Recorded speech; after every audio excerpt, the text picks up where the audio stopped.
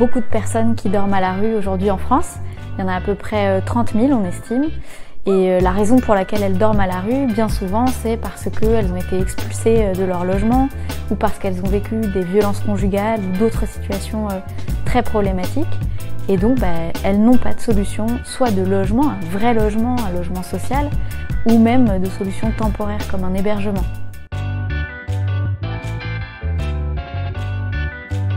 Bien, ce qu'on peut faire, c'est développer déjà les solutions de rencontre des personnes qui sont à la rue, parce que ça nous permet, à travers des tournées de rue, des maraudes, des cafés de rue, d'aller rencontrer les personnes, de comprendre leur situation, de créer un lien, et puis de les accompagner vers les bonnes démarches, et donc les accompagner vers leurs droits.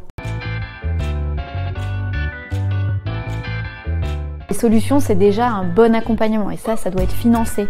L'accompagnement, il sert à repérer quelles sont les bonnes démarches pour accéder à un logement adapté, qui soit digne et adapté, tant en termes de taille que de salubrité, etc.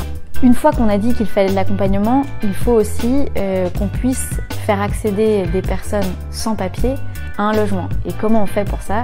Eh bien, on régularise les familles qui sont parfois bloquées pendant des années à l'hôtel.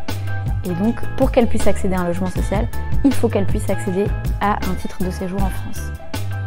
Ce qui est certain, c'est que pour changer cette situation, il faut qu'il y ait une construction massive de logements sociaux et de logements sociaux qui soient pas chers. Et donc ça dépend du budget de l'État, puis ça dépend surtout de la volonté politique. Il faut développer un financement de logements sociaux adaptés et qui soient d'abord réservés aux personnes de la rue. Parce que c'est pas parce qu'on crée des logements sociaux que ce sont les personnes de la rue qui y ont accès en priorité.